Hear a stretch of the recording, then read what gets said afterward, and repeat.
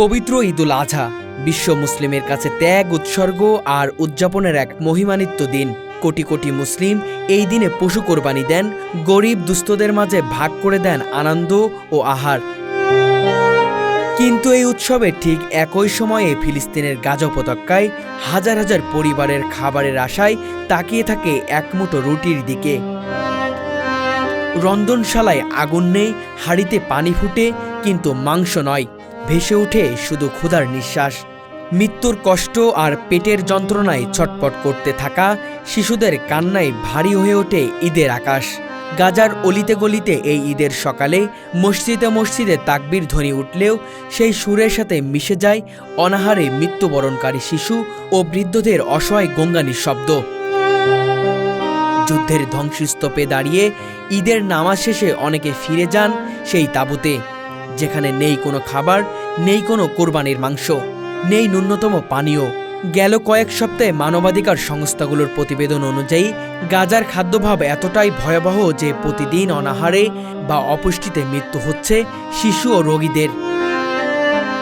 কোরবানি নয়, এখানে ঈদের সকালে বাবা খুঁজে ফেরেন একটি পাউরুটি, মা চোখের জল লুকিয়ে বাচ্চাকে বোঝান, আজ ঈদ, ধৈর্য ধরো বেটা। মুসলিম বিশ্ব যখন ঈদের দিনে কোটি কোটি ডলারের পশু কোরবানি করছে, গাজায় তখন মানুষ মরছে একমুঠো খাবারের অভাবে। কোথাও কোথাও কোরবানির মাংস ফ্রিজে জমা হচ্ছে, আর গাজার এক টুকরো শুকনো রুটি ভাগ করে খাচ্ছে 6 থেকে 7 জন। এই বৈপরীত্য প্রশ্ন তোলে, মানবতা কি সীমান্ত চিনে ফেলে? ফিলিস্তিনি কি মুসলিম উম্মার অংশ নয়? গাজার দিকে তাকিয়ে মুসলিম দুনিয়ায় এই নীরবতা এক ভয়ঙ্কর ব্যর্থতার দলিল হয়ে উঠেছে। এই ঈদে খেলনা কেনা তো দূরে থাক, গাজার শিশুরা ঈদের অর্থই বুঝতে পারছে না। রাস্তায় পড়ে থাকা শিশুদের হার নয়, তারা খুঁজছে খাবারযোগ্য কিছু। অনেক সময় আবর্জনা স্তূপে হাত ঢুকিয়ে ফিরিয়ে আনছে একটি বাসি রুটির টুকরা। 3 বছরের আমির, যার বাবা কোরবানি দেওয়ার কথা বলেছিল গত বছর, এবার ঈদের সকালে কবরস্থানে গিয়ে বলে, বাবা তুমি বলেছিলে ঈদে আমাকে খাওয়াবে, তুমি তো আর ফিরে এলে না। এই বাক্য যেন ফিলিস্তিনের শিশুদের অসহায় চিত্র হয়ে দাঁড়ায়। ঈদের আগের রাত্রে যেভাবে গোটা বিশ্ব মুসলিম পশু কেনা, সাজানো, রান্না নিয়ে ব্যস্ত, গাজার পরিবারগুলো তখন আশঙ্কায় আজ রাতে আবার বোমা পড়বে কিনা।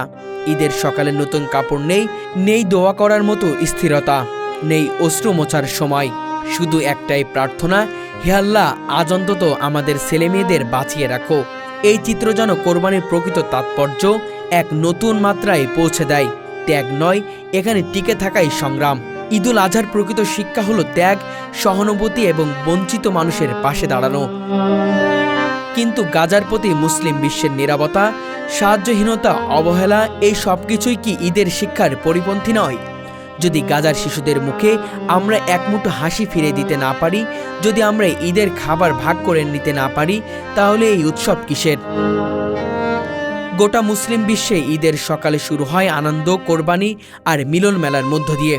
কিন্তু গাজায় ঈদের সকাল মানে আরও একটি অনিশ্চয়তার দিন। আবারও বেঁচে যাবে কিনা তা নিয়ে শঙ্কা। ধ্বংসস্তূপে দাঁড়িয়ে কেউ কেউ ঈদের নামাজ পড়েন, আবার কেউ নামাজ পড়ার পথেই নিহত হয় ইসরায়েলের ড্রোনের গুলিতে। আশেপাশে ছড়িয়ে থাকে যুদ্ধের ক্ষত, বাতাসে ঘোরে না কোরবানি গোস্তের গন্ধ, বরং ভেসে আসে ধোয়া আর রক্তের গন্ধ। গাজা এখন এক প্রকার মানবিক বন্দিদশায় পরিণত হয়েছে। জাতিসংঘের রিপোর্ট অনুযায়ী গাজার 80% মানুষ আজ চরম খাদ্য সংকটে রয়েছে।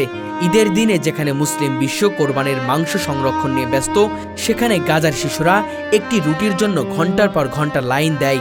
অনেক জায়গায় মা তার সন্তানকে শুধু ফোটানো পানি খাইয়ে রাখছে আর বলছে, বেটা, আল্লাহ ধৈর্য ধরতে বলেছে। ইসরায়েল অবরোধের কারণে গাজায় প্রবেশ করতে পারছে না জরুরি ঔষধ, চিকিৎসা সরঞ্জাম বা চিকিৎসক দল। ঈদের দিনে আহতদের রক্তে ভিজে যাচ্ছে হাসপাতালের মেঝে, অথচ মেশিন বন্ধ, বিদ্যুৎ নেই, অক্সিজেন ফুরিয়ে গেছে। একজন ডাক্তার বলেন, আমরা শুধু দেখছি মানুষ মারা যাচ্ছে, কিন্তু কিছুই করতে পারছি না। এটাই আমাদের ঈদ। গাজায় ত্যাগের অর্থ শুধু পশু কোরবানি নয়, এখানে ত্যাগ মানে নিজেদের সন্তানের জন্য নিজের আহার ত্যাগ করা। একজন মা তার ছেলেকে খাওয়াতে গিয়ে নিজে 3 বেলা না খেয়েছিলেন। এমনই আত্মত্যাগে যেন ঈদের প্রকৃত অর্থ নতুনভাবে সংজ্ঞায়িত করে। তবে প্রশ্ন উঠেছে, এই ত্যাগ কবে স্বীকৃতি পাবে বিশ্বের কাছে? ঈদুল আজহার জন্য বিশ্ব দাতা সংস্থা কোরবানির পশু ও মাংস সরবরাহ করতে চাইলেও ইসরায়েল অবরোধের কারণে এসব ট্রাক প্রবেশ করতে পারেনি গাজায়। ফলে হাজারো পরিবার যারা কোরবানির গোশতের জন্য তাকিয়েছিল তারা ঈদের দিনও চরম অভুক্ত অবস্থায় রয়ে গেছে। এক বৃদ্ধ আর্তনাদ করে বলেন, আমার জীবনের সবচেয়ে অভিশপ্ত এই ঈদটি। গাজার এই দুর্ভোগের মধ্যেও বেশিরভাগ মুসলিম রাষ্ট্র আজ নীরব দর্শক। কয়েকটি দেশ প্রতীকী বিবৃতি দিলেও বাস্তবে কোনো সহায়তা পাঠায়নি। বিপরীতে বিলাসবহুল ঈদ উদযাপনে লক্ষ কোটি টাকা ব্যয় হচ্ছে মধ্যপ্রাচ্যের অনেক দেশে। এই বৈষম্য দেখলে প্রশ্ন জাগে, একই উম্মাহ সংজ্ঞা কি শুধু মুখের কথা? ৮ বছর বয়সী মারোয়া, যার 2 ভাই বোমায় মারা গেছে, আজ ঈদের সকালে কেবল তাকিয়েছিল কবরস্থানের দিকে। ঈদের নতুন জামা নেই, খেলার সঙ্গী নেই, খাবার নেই। সে জানে ঈদ মানেই কান্না। তার মতো হাজারো শিশু ঈদের দিনে মৃত্যুর ভয়, ক্ষুধা ও যুদ্ধের শব্দে বেড়ে উঠেছে, যেখানে শৈশব নেই, কেবল সংগ্রাম আর বেঁচে থাকার আরতি। যেখানে মুসলিম বিশ্ব ঈদকে ঘিরে জমজমাট কেনায় মেতে উঠেছে, সেখানে গাজায় ঈদের বাজার বলতে এখন আর কিছুই নেই। প্রতিটি দোকান, ব্যবসা প্রতিষ্ঠান, কাঁচা বাজার, এমনকি মাংসের দোকানও ধ্বংসস্তূপ। শ্রমিকরা কাজ হারিয়ে আজ ভিক্ষুক, দোকানদাররা দোকান হারিয়ে পরিণত হয়েছে উদ্বাস্তে। একসময় যারা কোরবানির গরু কিনত, আজ তারা কোরবানির দিনেও খাবার কিনতে অক্ষম। একজন পৌর ব্যবসায়ী কাঁদতে কাঁদতে বলেন, আমার 3টি দোকান ছিল, 3টা ঘর ছিল। আজ ঈদের দিনে আমার নিজের বাচ্চাদের মুখে এক মুঠো ভাত তুলে দিতে পারছি না। আল্লাহর কাছে কেবল প্রার্থনা, এই দিন যেন আর কাউকে না দেখতে হয়। এই আর্থিক ধ্বংস শুধুমাত্র জীবিকা কেড়ে নেয়নি, কেড়ে নিয়েছে ঈদের আনন্দ, বেঁচে থাকার সাহস ও ভবিষ্যৎ স্বপ্ন। ঈদ মানে কোরবানির ভাষায় শান্তি, ক্ষমা, উদারতা। কিন্তু গাজার ঈদের দিনে শান্তি আসে না, বরং আসে বিমান হামলা, গোলার শব্দ আর বাড়িঘর ধ্বংসস্তূপের দৃশ্য। আন্তর্জাতিক ত্রাণ সংস্থাগুলো ঈদ উপলক্ষে সাহায্যের আবেদন করলেও ইসরায়েলি কর্তৃপক্ষ সীমিত বন্ধ করে রাখে। এমনকি ঈদের দিনেও তারা ত্রাণবাহী ট্রাক গুলি করেছে, খাদ্য ওষুধবাহী কনভয় আটকে দিয়েছে। এটা যেন গাজাবাসীর জন্য ঈদের উপহার নয়, বরং নির্যাতনের এক নতুন চেহারা।